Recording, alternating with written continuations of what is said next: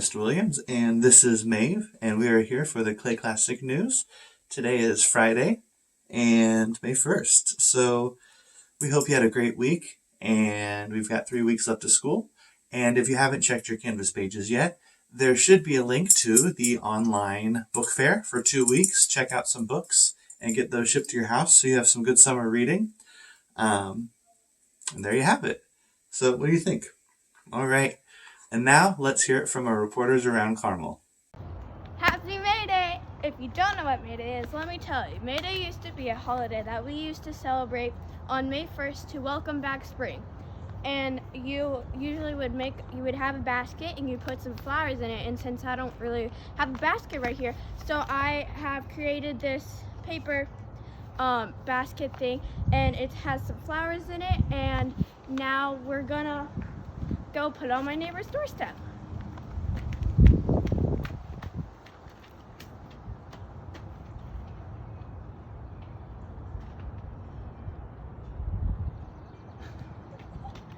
Okay, you should do this with your neighbors and bring good vibes back to the world.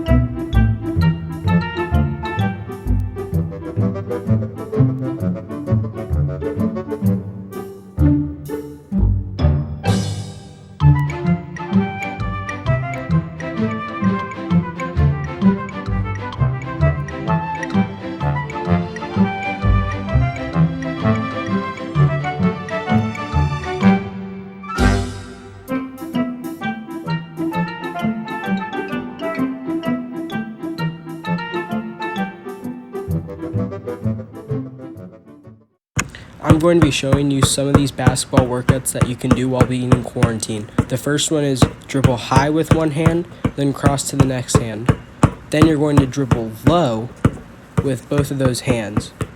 You can decide whichever hand you want to start with. It does not matter. You're going to want to do 30 seconds of each hand.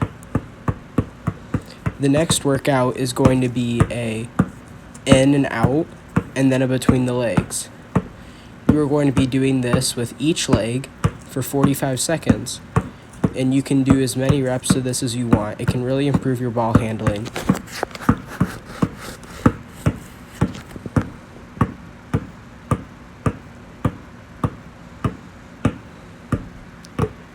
The next one is going to be a retreat dribble. So you are going to dribble up to a line on your driveway or anywhere else, and then you're going to dribble back and do it between the legs or behind the back or a crossover. The last one helps with your agility. You are just going to do a simple jump rope. Then once you feel confident with just doing that, you can do one leg each. You can go from your left to right leg and just try to challenge yourself with new and improved jump rope skills. You can do this for how long you want.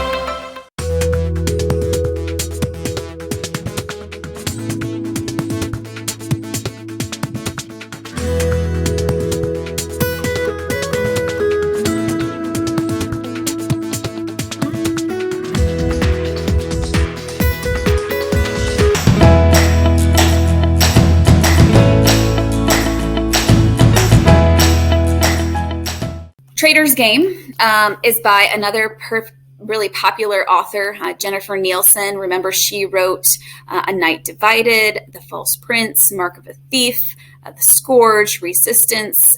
She is very, very popular. I know this because I see it. All of her books are usually gone on the shelves and they're on hold, and you guys are really enjoying them and checking them out. This one's a little bit older. I would say this is more young adult. So for those of you looking for something that's just a little more mature and has kind of some different themes of maybe teens, this might be an option for you. It is going to be a YHBA book for this next fall. So if you want to get ahead on that YHBA list, I would recommend giving this a shot right now. So this is fantasy, which is different than some of her other books. Most of her other books, or many of them anyway, are more historical fiction. Although The Scourge is dystopian. This is kind of dystopian magic fantasy. And so basically what you have is this country called Antora. Antora is ruled by a cruel, evil, and magical lord. Nobody likes him because he's cruel and mean and magical, and he does horrible things to the people. So what you have are the loyalists and the traitors. The loyalists are families like the Dallasers, who the main character of our book is a part of. The other group, the Corsacks, are the traitors, and then there are other people who are add to the traitors group as well.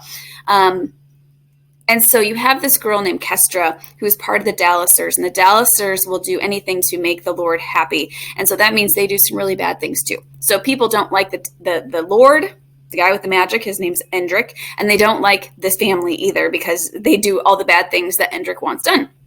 And so you have Kestra, who is part of the Dallaser family, who people hate, and she gets sent away from her family at 13. She doesn't know why. She's never gotten along with her dad, but she's not sure why, but she gets sent away. Fast forward, she's 16. She gets called back to her family, and her family basically says, you're getting married, and you're doing what we say, and we still don't really like you. They're just not nice. Hi, I'm here to tell you about Magnus Chase and the Sword of Summer.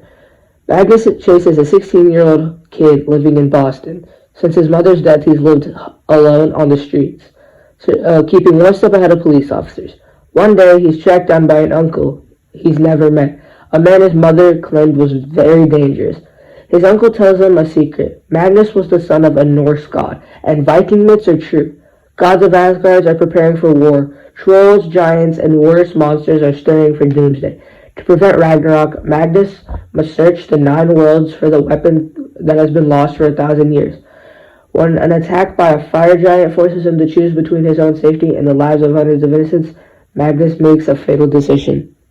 Alright, so I'm doing a book recommendation about a fun book called The Absolutely True Diaries of a Part-Time Indian. And it's about a boy who is from a Native American reservation, but then he has to switch schools to a school composed of mostly white kids, and he has to deal with bullying there and from his reservation that he's from. I think you should read this book because it's really funny, and it's just like a good book to read. Good morning, Clay Nation. I'm here to tell you about today's book recommendation. I recommend the book Stargazing by Jen Wang. This book is about a girl named Christine who gets a new neighbor named Moon. And they become best friends and tell each other everything, even their deepest secrets. And that's exactly what Moon did. Moon told Christine that she has visions of celestial beings from the stars, and they tell her that she doesn't belong on planet Earth. She belongs on a different planet. When catastrophe struck. After that happened, Christine wonders, am I really the friend that Moon needs right now? I don't know. You'll have to read Stargazing to find out. Thanks for watching.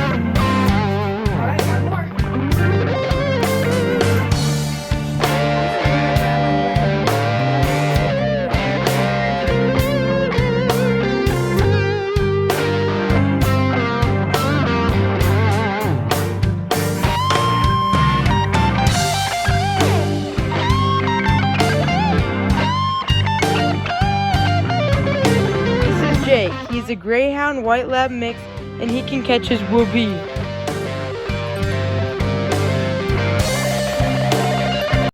Here are 4 things you can do while in quarantine. You could build an obstacle course.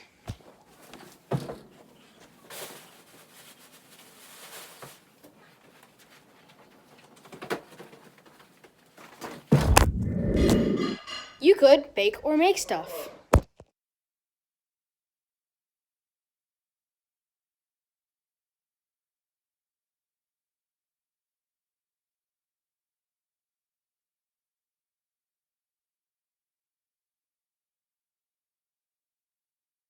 You could play games and compete against your family.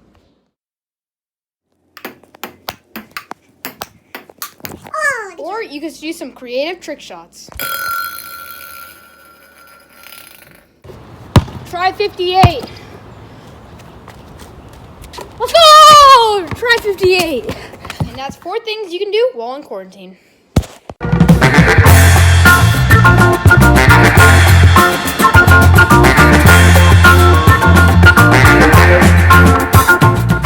On this day, May 1st, 1931, the USA Empire State Building in New York officially opens.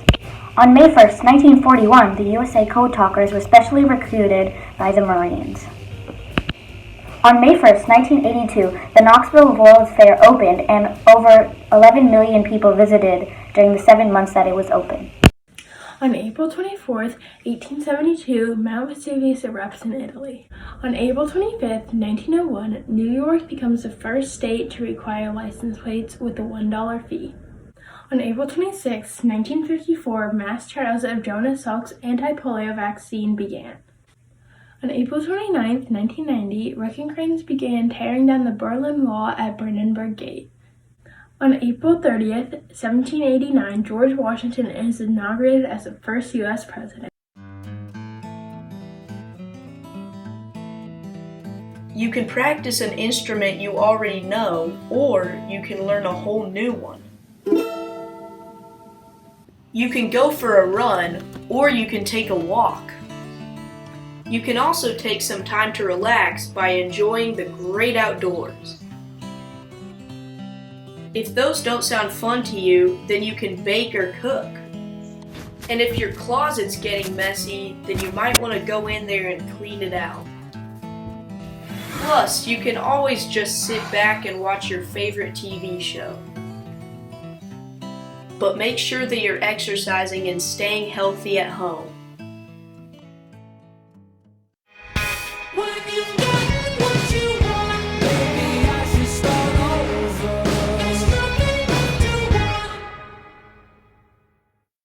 You're about to learn today's word of the day. Today's word of the day is incognitant. Incognitant means thoughtless or inconsiderate. Let's use it in a sentence. The boy was very incognitant about his surroundings. And that's today's word of the day. The word of the day is collywobbles. The definition of collywobbles is to have a stomach or bellyache. The girl had collywobbles while she was on stage. Today's word of the day is colloquy, and it means like a high level or serious discussion, so something you would do during a Zoom call. It's another word for conference. An example of this word in use would be, the company's employees worried and speculated as the executive team remained closeted in an intense colloquy for the entire morning. The word's origins come from the Latin root locu, which means to speak.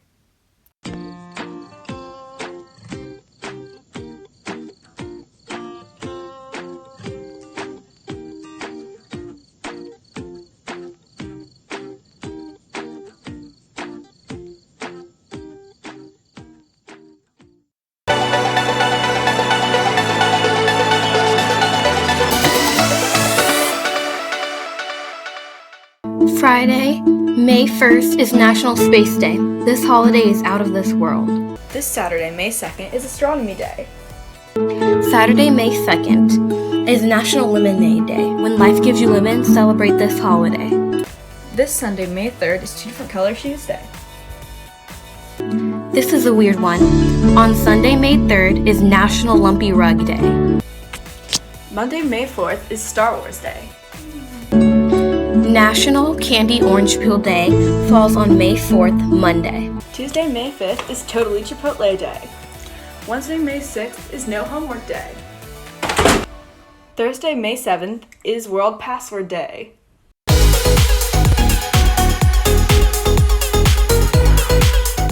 Welcome to Did You Know? Did you know that cats spend 66% of their life sleeping? Did you know that you burn more calories eating celery than it contains? Did you know that all the blinking in one day equates to having your eyes closed for 30 minutes? Did you know that you burn more calories sleeping than you do watching TV? Did you know that apples are more effective at waking you up than coffee? I hope you learned some new facts in Did You Know? This week on Did You Know? Animal Edition. Did you know Dalmatians are born pure white and their spots develop as they age? And did you know a cat can jump as much as 7 times its own height? On the flip side, did you know that elephants are the only animal that can't jump? Did you know a cow gives nearly 200,000 glasses of milk in a lifetime? And lastly, did you know sea otters hold hands when they sleep so they don't drift apart? How cute! Are you looking for a few fun facts to impress your family with? Well, here are 5 fun facts that you can impress your family with. Did you know there's only one letter that doesn't appear in any US state name? It's Q. I bet you and your family didn't know that Scotland has 421 words for snow. Did you know the Windy City nickname has nothing to do with Chicago weather? Did you know firefighters use wetting agents to make water wetter? And finally, did you know that the longest word in the English language has 189,819 letters in it? Well, I hope you and your family had a great time learning these interesting facts. Stay tuned for the next one.